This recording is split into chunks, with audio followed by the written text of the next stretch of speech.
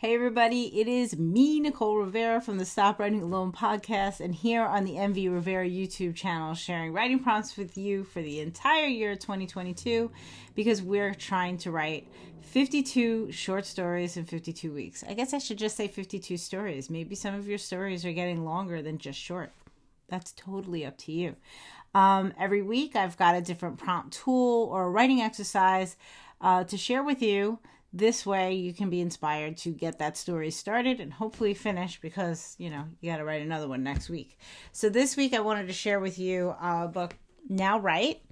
And this was put together by Sherry Ellis, but every single exercise that's in this book is from a different author, just sharing different ways into story. And the one that I wanted to share with you this week is called, the author gave it this name of the Prefab story exercise. So it's kind of like a walkthrough of creating a story. This is by Rick Hillis, and he's been published with a book of short stories of his own called Limbo River. He's got poems also in the Blue Machines of Night. But if you have this book, Now Write, I don't know if this is a certain edition. No, fiction writing exercises from today's best writers and teachers. This is on page 21. And the exercise is basically 7 different pieces of instructions to start with, or prompts to get us going on our story structure. So here are the guidelines as Rick has shared them. Number 1, the story will be between 3 and 5 pages, no longer. So this is actually, I don't know if I've given you a word count or a limit or anything like that this year yet. This particular prefab story exercise has a length associated with it. So 3 to 5 pages, no longer. It doesn't say no shorter, but no longer.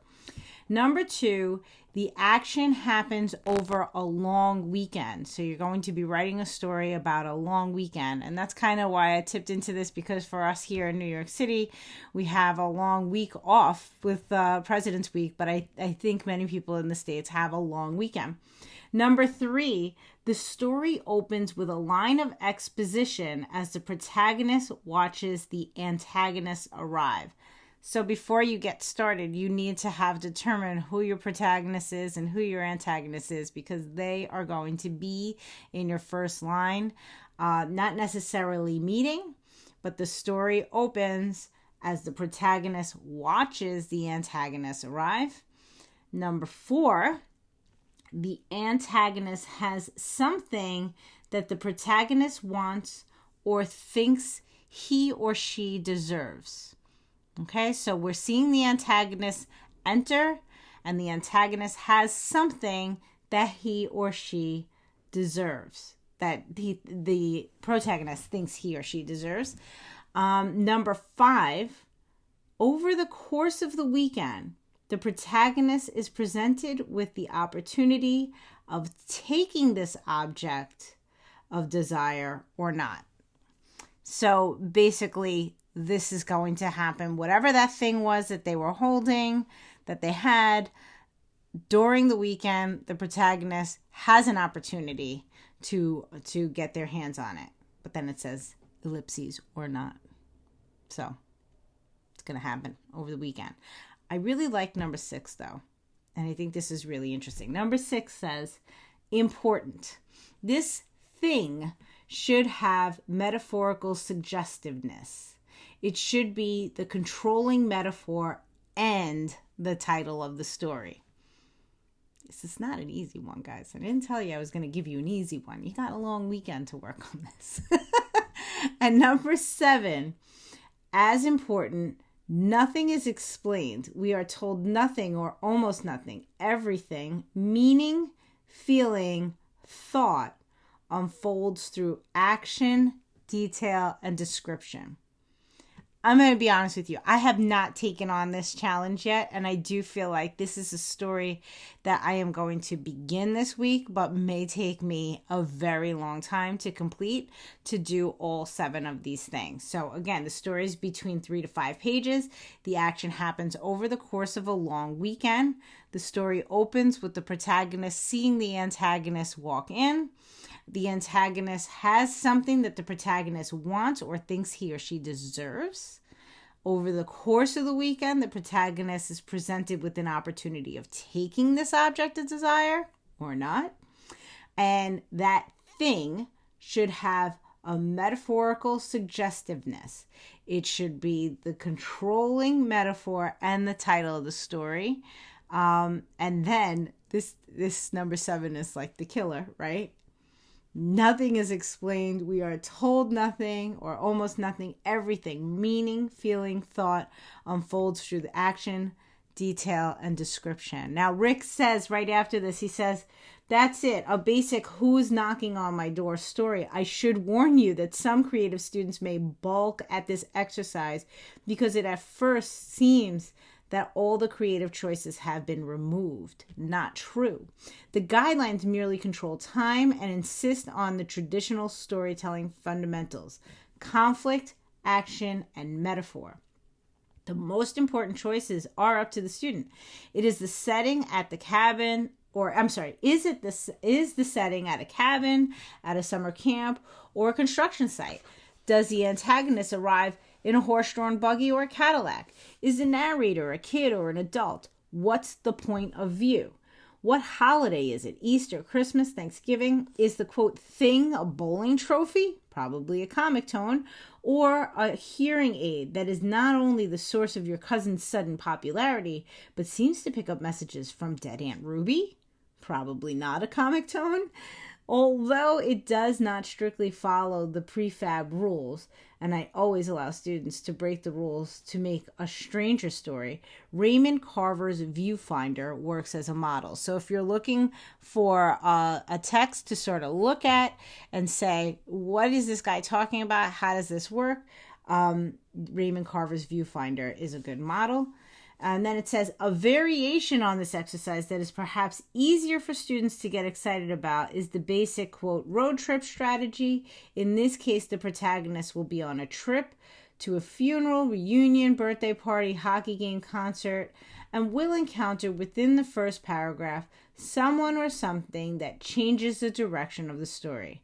As with, quote, who's knocking at my door, it may be helpful if this someone possesses something, tangible is always best, that the protagonist wants, needs, will sacrifice common sense to get.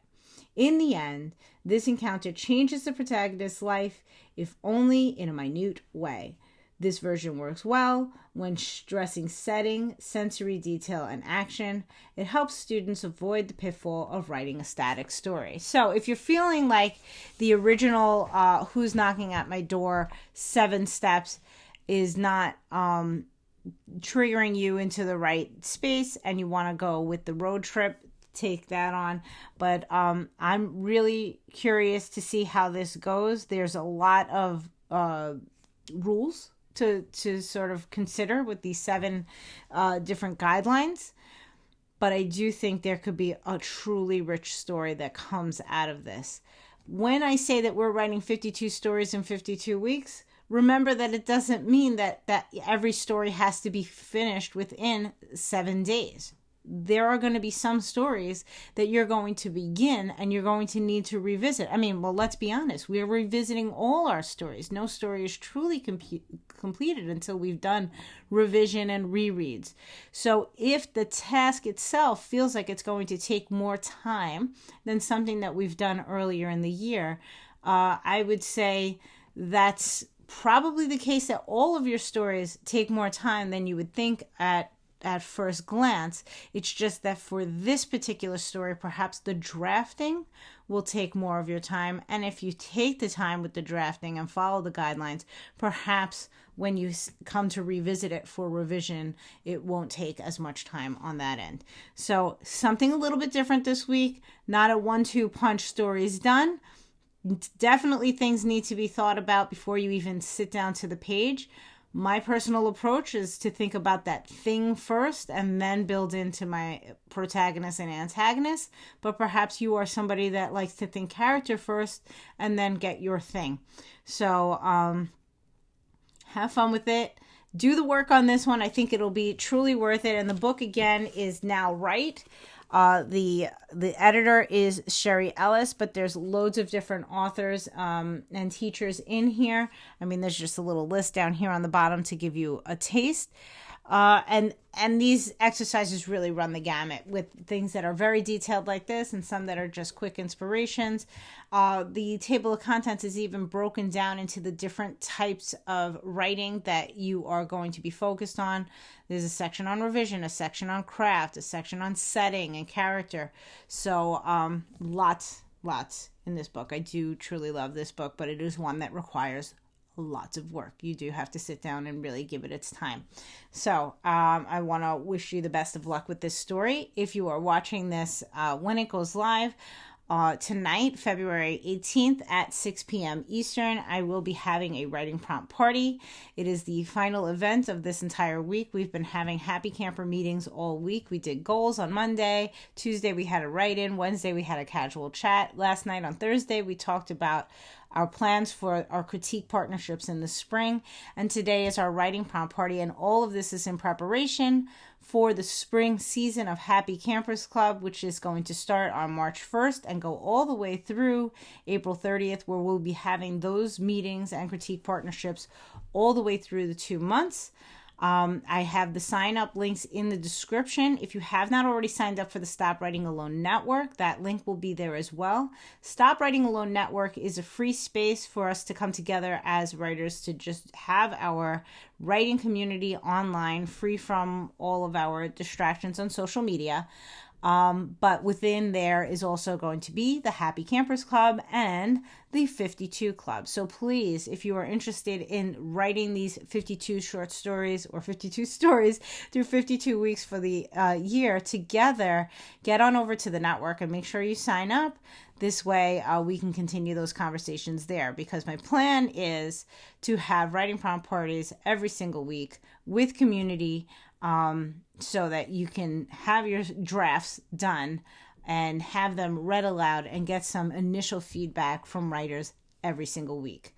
So, and if you don't see the link, or if you're just listening to this and you don't want to go into the show description, you can very simply go to Mighty Networks and search Stop Writing Alone, and you should be able to join right there, or at least request to join. I'm pretty sure right now I've opened the doors that you can join and you'll be in. That is all. Happy writing. I hope to see some of you tonight. Otherwise, I will be back here next Friday with a new writing prompt for you so that you can write your next story. Let me know in the comments how this one goes for you. If it's something that, like, you have your thing, you have your people, you're ready to go, or is it something that you're struggling with? I'm really curious to see what hits for us and what is, what's a little bit heavier and needs a little bit more thought. So, I'd love to read my comments. Anyway, have a great week. Happy writing, and I'll see you next Friday. It's time to subscribe to the YouTube channel so you don't miss another video, and stop writing alone by joining the Mighty Network's Stop Writing Alone Network to find your writing peeps today. Also, let's not forget where this all started in the Stop Writing Alone podcast, anywhere you listen to podcasts, including this YouTube channel. One more reason to subscribe now.